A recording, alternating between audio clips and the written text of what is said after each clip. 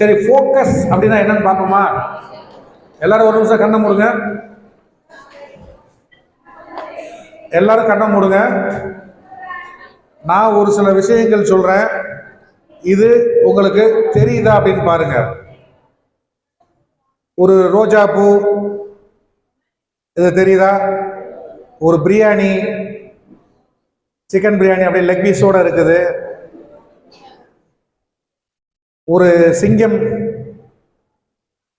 சிங்கம் தெரியுதான்னு பாருங்க. கப்பல் தெரியுதான்னு பாருங்க. கடைசியா உங்க கணக்கு புத்தகத்துல 12வது பக்கம் தெரியுதான்னு பாருங்க.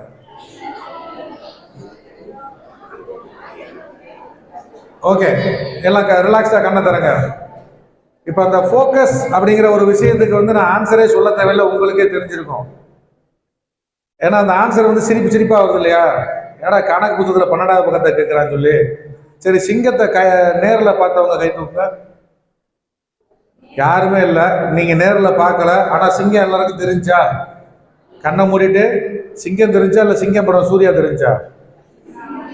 இல்ல, ரெண்டுல எது தெரிஞ்சாலுமே பிரச்சனை கிடையாது. பட் அது ரிலேட்டிவா தெரிஞ்சிருக்கணும். சரியா? கப்பல், கப்பல் தெரியலன்னு சொல்றவங்க கை தூக்குங்க. எனக்கு கப்பலே தெரியல சார் அப்படின்னு சொல்றவங்க. ஸோ எல்லாருக்கும் தெரிஞ்சிருக்கு. இப்ப கப்பலை நேரில் பார்த்துருக்கேன்னு சொல்றவங்க கை தூக்குங்க.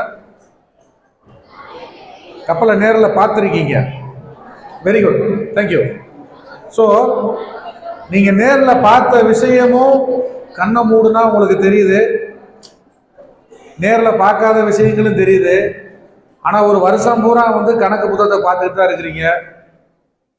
12வது பக்கம்ங்கிறது அட்லீஸ்ட் 4வது கிளாஸ் 5வது கிளாஸ்லேயே நடத்திருப்பாங்க, ஹோம்ஒர்க் கொடுத்துருப்பாங்க. ஏன் தெரியல அப்படின்னா அதுதான் ஃபோக்கஸ்டு. மூடு, மூடு அப்படின்னு ஒரு விஷயம். நார்மலாக அதை சொல்றதுன்னா, ரெக்கார்ட் நோட்டுக்கு இல்லை ஹோம்ஒர்க்குக்கு வந்து மேடத்திட்ட கையெழுத்து வாங்க போவீங்க, சைன் வாங்க சொல்லுவாங்க, சைன் வாங்க போவீங்க. மேடம் வந்து என்னன்னா ஒரு நல்ல ஒரு ஜாலி மூட்ல டக் டக் டக் டக்னு டிக் பண்ணுவாங்க. வெளியில வந்த உடனே என்ன சொல்லுவீங்க? ஏய், நல்ல மூட்ல இருக்காங்க, போய் கை நீட்டு, எல்லாம் பார்க்க மாட்டாங்க, டக்கு டக்குன்னு போட்டுருவாங்க அப்படிம்பாங்க. அதுதான் நல்ல மூடு. ஸோ நான் உங்களுக்கு ஒரு 2 மூடு சொல்லி தர போறேன். இந்த 2 மூடை வந்து நீங்க ஒரே மூடா மாத்திட்டீங்க அப்படின்னா எல்லாருமே வெற்றியாளராக மாறலாம். சரியா? இன்னும் ஒரு 10 நிமிஷம் இருக்கு. ஃபோக்கஸ்டா இருங்க. 2 மூடு என்னன்னா, ஒன்று வந்து டூயிங் மூடு, 2வது பீயிங் மூடு. ஓகேவா? டூயிங் மூடுனா என்ன?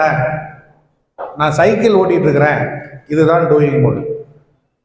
பீயிங் மூடுனா என்ன அப்படின்னா, இப்போ நம்ம ஸ்கூலுக்கு வந்துட்டு இருக்கிறோம், சைக்கிள் ஓட்டிட்டு இருக்கிறோம். சயின்ஸ் மேடம் வந்து உங்களுக்கு ஒரு ஹோம்ஒர்க் கொடுத்துருக்குறாங்க. அந்த ஹோம்ஒர்க் நீங்க செஞ்சுட்டு வரல. இப்போ நீங்க சைக்கிள் ஓட்டிகிட்டே இருப்பீங்க. ஆனா உங்க மூடு எங்க இருக்கும் தெரியுமா? ஐயோ, அந்த மேடம் வந்துடுவாங்களோ, இன்னைக்கு கண்டுபிடிச்சிருவாங்களோ, இவங்களுக்கு வயிற்றாலையா போயிடுச்சுன்னா இன்னைக்கு லீவ் போட்டுருவாங்கல்ல, நம்மகிட்ட ஹோம்ஒர்க் கேட்க மாட்டாங்கல்ல, இப்படி எல்லாம் யோசிக்கிறீங்க இல்லையா? அதுதான் பீயிங் மூடு. இதே போல என்ன பிரச்சனை வந்துடும் அப்படின்னா, இன்னும் 10 நிமிஷத்துல என்ன ஆகும்? பெல் அடிக்கும். யார் சொன்னாங்க? சாப்பிடலாம். காலையிலேயே எங்க அப்பா ஆட்டுக்கறி வாங்கிட்டு வந்தாரு, கண்டிப்பா டிஃபன் பாக்ஸ்ல இருக்கும். இன்னும் 10 நிமிஷம் இருக்கே, இவன் எப்ப வாயை மூடுவான்? இப்படிலாம் நீங்க யோசிச்சுட்டு இருக்கீங்க இல்லையா? பேசுறத வாட்ச் பண்ண முடியாம வேற ஒரு மென்டாலிட்டிக்கு போறதுதான் என்ன மூடு? பீயிங் மூடு. இது இன்னைக்கு காலகட்டத்தில் நமக்கான நிறைய, எப்படி சொல்றது, இந்த டெலிவிஷன், நிறைய டிவி பார்க்குறோம், மொபைல் பார்க்குறோம், சினிமா பார்க்குறோம், பக்கத்தில் இருக்கிறவங்கள பார்க்குறோம், இவங்க எப்படி இருக்காங்க, நாம் எப்படி இருக்கோம்னு கம்பேர் பண்ணுறோம். இந்த மாதிரி விஷயங்கள் அதிகமாக வரும்போது என்ன ஆகும் அப்படின்னா, நம்மளை ஆக்டிவாக ஃபோக்கஸ்டாக இருக்க விடாமல் நம்மளோட டூயிங் மோடும் பீயிங் மோடும் வேற வேற திசையில் பயணமாக ஆரம்பிச்சிடும். மொபைல் இருக்கும், மெசேஜ், ஹாய் டி, நீ படிச்சியா? ஒன்றுமே புரியலை. இப்படியே வந்து பக்கத்தில் உட்காந்து மெசேஜ் தட்டிக்கிட்டே படிக்கிறதுனால ஃபோக்கஸ்டாக இருக்க முடியாது. இதை சரி பண்ணுறதுக்கு ரொம்ப ரொம்ப கஷ்டப்பட்டு நீங்கள் எதுவுமே பண்ண வேண்டாம். இப்போ இருந்தே ஜாலியாக சின்ன சின்ன விஷயங்கள் பண்ணாலே போதும், இது சரியாயிரும். எது சரியாயிரும்? டூயிங் மோடும் பீயிங் மோடும் வேற வேறையா இல்லாமல் உங்களை ஃபோக்கஸ்டாக இருக்க விடாமல் அவாய்ட் பண்ணக்கூடிய இந்த பிரச்சனையை சரி பண்ணுறதுக்கு ரொம்ப சிம்பிளான ஒரு ஜாலியான மெத்தட் ஒன்று சொல்லவா? வீட்டில் நடக்கிறீங்க இல்லையா, நடக்கும்போது உங்கள் பாதத்தை நினச்சிக்கிட்டே நடங்க. நான் அழகாக நடந்து கொண்டிருக்கிறேன், என் பாதம் அழகாக என்னை நடக்க வைக்கிறது, உறுதியாக என்னை தாங்குகிறது அப்படின்னு என்ன செயல் செய்கிறீங்களோ அந்த செயலில் நிலைத்திருங்கள். நீங்கள் செய்யும் செயல்களில் நிலைத்திருங்கள். இது மட்டும்தான். குளிக்கும் போது நான் ஹமாம் சோப்பினால் குளித்து கொண்டிருக்கிறேன். நான் சீக்கிரமே அவர் துவைக்கிற பவர் சோப்பு தான் யூஸ் பண்ணுவாராம். யாரு?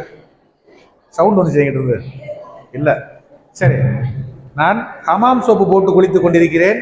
சீக்கிரமே உலக அழகியாக நான் மாறிவிடுவேன். ஏன்னா ஹமாம் சோப் உலக அழகிகளின் சோப். ரொம்ப சின்ன சின்ன விஷயம்.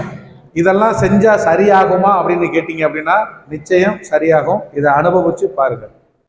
எனக்கு படிப்பு ரொம்ப சுலபமாக இருக்கும். படிக்கும்போது நான் மகிழ்ச்சியாக உணர்கிறேன்.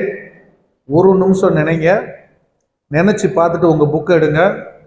அதே மாதிரி கிளாஸில் உட்காந்துருக்கும் போதும் பொறுமையாக மேடம் வந்துட்டாங்க அப்படின்னா ஒரு செகண்டு, நான் மேடம் வந்திருக்கிறாங்க, இன்னைக்கு எனக்கான கிளாஸ் எடுக்க போகிறாங்க, நான் இது ரொம்ப அருமையாக படிக்க போகிறேன், எனக்கு இது நல்லா புரியும் அப்படின்னு உங்கள் மனசை கொஞ்சம் ஃபோக்கஸ் பண்ணிவிட்டு அதுக்கப்புறம் மேடம் வந்தோடனே அந்த கிளாஸ் அட்டன் பண்ணீங்க அப்படின்னா அப்படியே ஃப்ளோவாக போகும்.